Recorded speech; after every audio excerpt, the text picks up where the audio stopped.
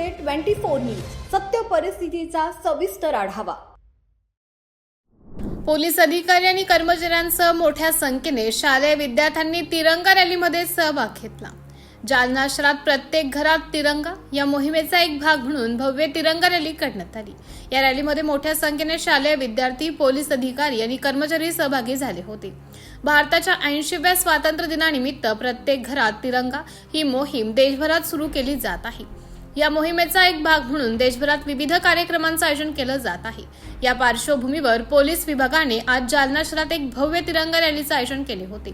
या रॅलीत मोठ्या संख्येने शालेय विद्यार्थी, पोलीस अधिकारी आणि कर्मचारी हातात तिरंगा घेऊन सहभागी झाले होते।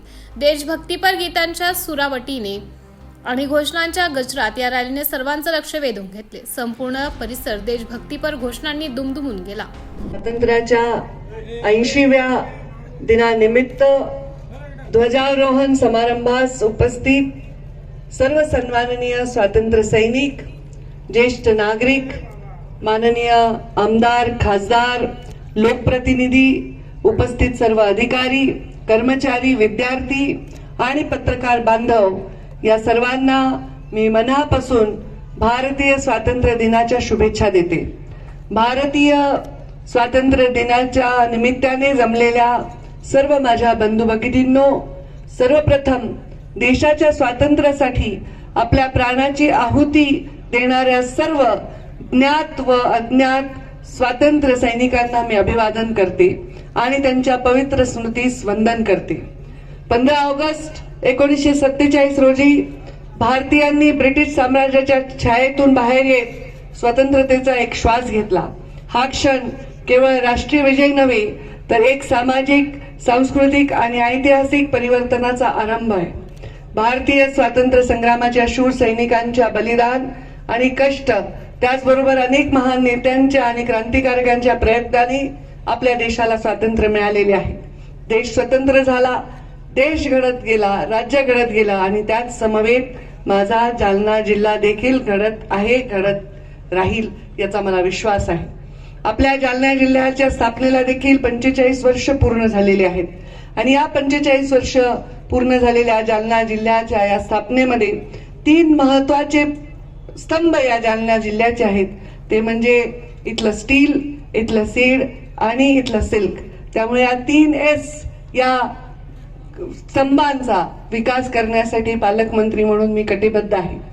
जालना जिल्ह्याच्या सर्वांगीण व संतुलित विकासाला गती देण्यासाठी सन 26-27च्या वर्षामध्ये 547.97 कोटी रुपयांचा वार्षिक योजनेचा जिल्हा वार्षिक योजनेचा आराखडा जिल्हा नियोजन समितीने मान्य केलेला आहे।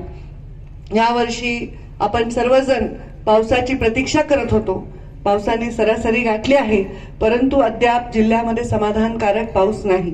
त्यामुळे जिल्ह्यात मोठ्या प्रकल्पामध्ये आवश्यक पाणीसाठा झालेला नाही।